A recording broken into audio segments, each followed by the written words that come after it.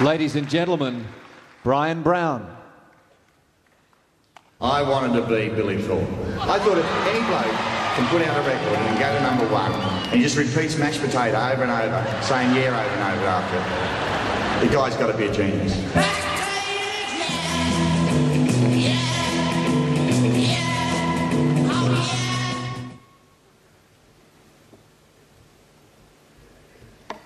Yep. Like most blokes from the suburbs, I wanted to be Billy Thorpe. I never knew Billy in those early days of rock and roll. I just got to enjoy him from a distance, like in the front of a television set or standing in the back of a concert hall. And it wasn't until a number of years later in the early 80s that I got to meet Billy and his wife Lynn and the girls, Lauren and Rusty. And over the past 20 years I've had the opportunity to enjoy his company on many, many occasions. He was as much a listener as he was a talker. And he was someone that was sensitive to the world around him, even though he was blunt with his opinions. When Billy and his family came back to Australia in the late 90s, he was really interested and hungry for what this country had become, a country he hadn't lived in for a few years. In 1999, there was going to be a referendum for Australia to become a republic. Billy talked about it, thought about it, and he reckoned he knew what he thought about it, what it should be.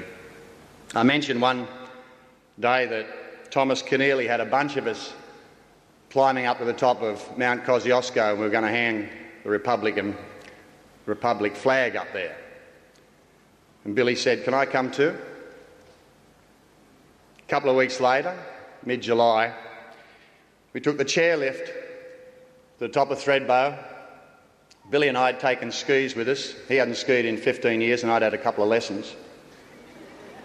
We left the skis in the bar at the top of Thredbo and we put on some snowshoes. Along with Tom and them, we started our 4 or 5 hour trudge up to the top of Mount Kosciuszko. Now there was a blizzard on and it was a whiteout and you couldn't see an inch in front of you. And in fact, 3 young men got lost that day there and they were found a number of months later and we probably passed them on the way. After a while, the guide said to us, "Listen, you got to go back." Billy said, "Not a chance." So we kept going. Well, we didn't get to the top of Mount Kosciuszko. We finally did have to turn back. But it was a great adventure. We got back to the bar at the top of Thredbo, had a few beers, waved goodbye to the others as they got the chairlift down, put on our skis, and off we went. Well, it had got worse. And we couldn't see each other. We didn't know which way was down. We couldn't hear each other. And eventually we separated. I somehow stumbled into a path that got me down to the bottom.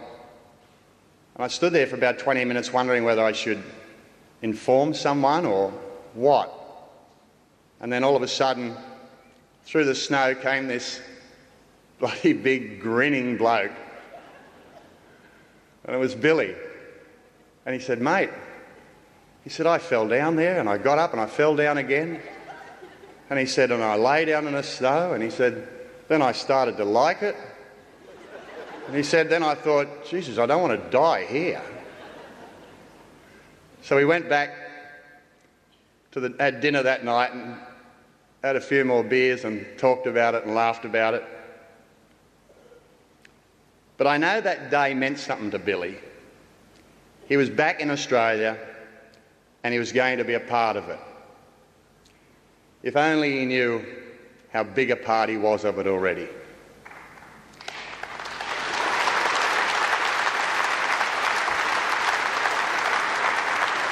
I look forward to arriving in that place that we sometimes don't think exists, but at times like these, you sure does. And see that grinning face come walking up to me, saying, "Jesus, what kept you, Brownie?" And then we'll have a hug. We'll go off and we'll get a couple of beers and we'll shuffle through the next millennium.